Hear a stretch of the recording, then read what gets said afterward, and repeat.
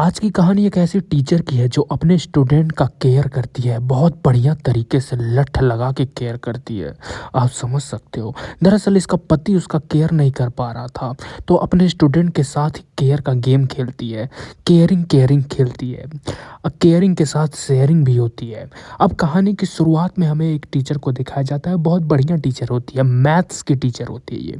सब लोग इसको पसंद करते हैं, स्कूल में काफ़ी पॉपुलर रहती है क्योंकि काफ़ी यंग रहती है। अब भैया इतनी थाई थिक थाई रहेगी तो ज़ाहिर सी बात है पॉपुलर तो होना ही है।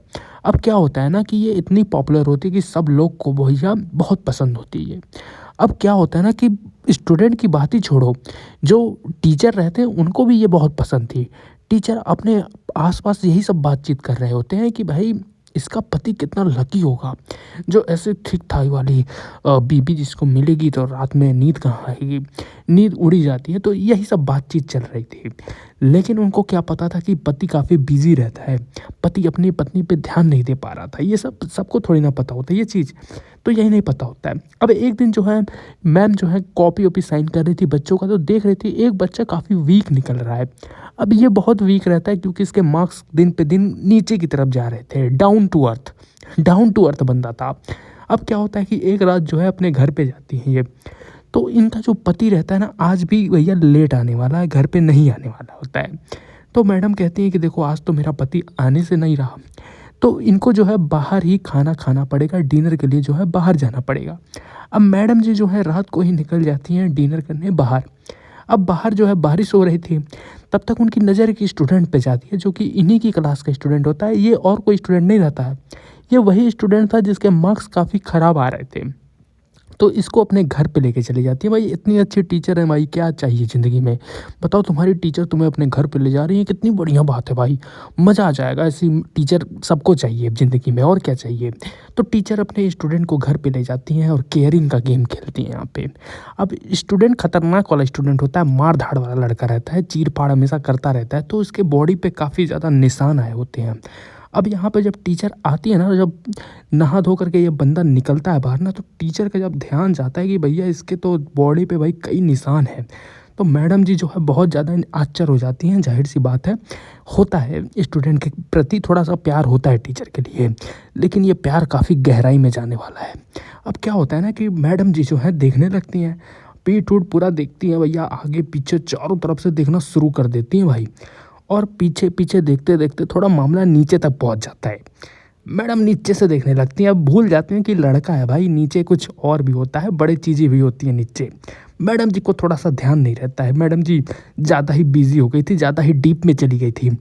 घाव देखते देखते कुछ और देखने लगती हैं, बड़ा चीज़ देखने लगती हैं। अब मैडम जी को जब पता चलता है कि अरे ये तो काफ़ी बड़ा है, मतलब पति से तो बड़ा ही निकल रहा है इसका, तो जाहिर सी बात है मैडम जी काफ़ी खुश हो जाती हैं। और मैडम जी जो है हैंड वाला जो सर्विस होता है वो अपने स्टूडेंट को देती हैं यहीं पे। फिर जब हाथ पे लग जाता है, गीली गीली हो जाती है, तो अपना हाथ वॉश करती हैं। ज़ाहिर सी बात है गीली गीली ज़्यादा देर तक हाथ में रखना अच्छी बात नहीं है, हाथ तो धो लिया करो। जब भी गीली गीली काम किया करो बाथरूम में तो हाथ को ज़रूर धोया करो। समझ सकते हो, आप लोग समझदार तो हो ही गए हो। अब क्या होता है, मैडम जी जो है किचन में यही सब सोच रहे थे कि भाई ये तो पति से भी बड़ा निकल गया, मतलब खिलाड़ी पति से इनके बड़ा है। समझ सकते हो क्या बड़ा है क्या नहीं, बड़ा तो मेरा भी बहुत है। तो यहाँ पे क्या होता है ना कि मैडम कहती हैं कि देखो ये सब चीज़ें पति को ना पता चले वरना दिक्कत हो जाएगी। तो यहाँ पे मैडम जी जो है वो इससे पूछती हैं कि भाई तुम्हारे मार्क्स तो बहुत ख़राब आ रहे हैं, क्या दिक्कत हो रही है, कहाँ दिक्कत आ रही है। अब मैडम जी को क्या पता कि एक्सपेरिमेंट के साथ रोज़ अपने घर पे बुला के ऐसे ही सिखाएंगी तो मार्क्स तो अच्छे आने ही हैं, आज नहीं तो कल मार्क्स अच्छे आ ही जाएंगे। अब मैडम जी यहाँ पर कहती हैं कि चलो बैठो। अब चाय पानी लेकर के आती हैं। बातचीत इन दोनों के बीच में चली रही थी कि देखो मार्क्स तुम्हें अच्छे लाने के लिए तुम्हें एक्सपेरिमेंट के साथ तुम्हें रोज़ पढ़ाऊँगी, घर पे बुला के पढ़ाऊँगी, दिक्कत आने वाली नहीं है।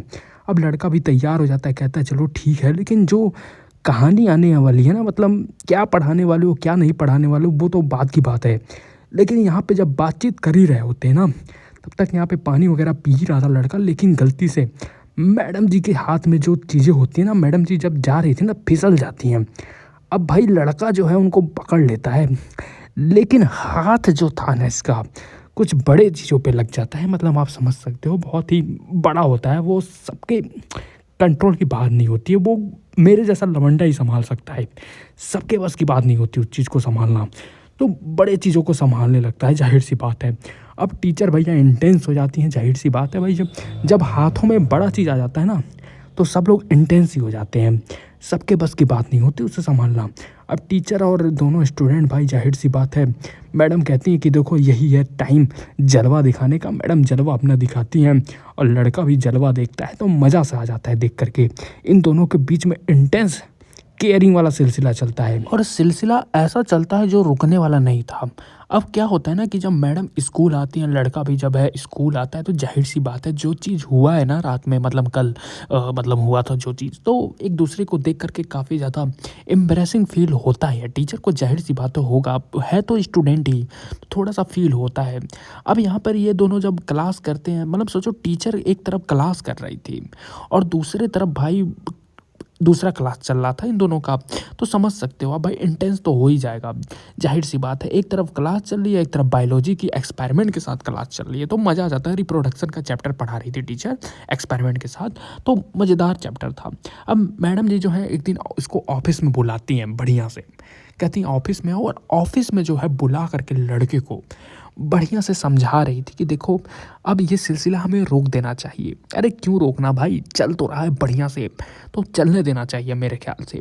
लेकिन टीचर बहुत समझाती हैं कि देखो अब हमें मतलब स्टूडेंट हो तुम और मैं टीचर हूँ, तुम्हारी बड़ी भी हूँ और तुम्हारा बड़ा है, वो तो अलग बात है, लेकिन पसंद तो है उनको भी, तो जाहिर सी बात है। तो टीचर भाभी काफ़ी खुश रहती हैं, तो कहती हैं कि चलो ठीक है, मतलब ये सिलसिला सही में तुम्हारे में दम तो है, ये तो है, मानना पड़ेगा दम तो है लड़के में।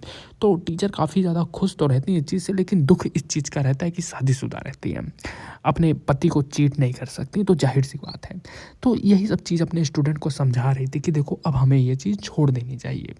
लेकिन इतना जल्दी से लड़का नहीं छोड़ने वाला भाई, अभी तो मिलना शुरू हुआ है, तो छोड़ेगा कहाँ से। तो यहाँ पर जब बातचीत दोनों कर रहे थे, लेकिन बातचीत ज़्यादा देर तक नहीं चलता है, लेकिन काम ज़्यादा देर तक चलता है।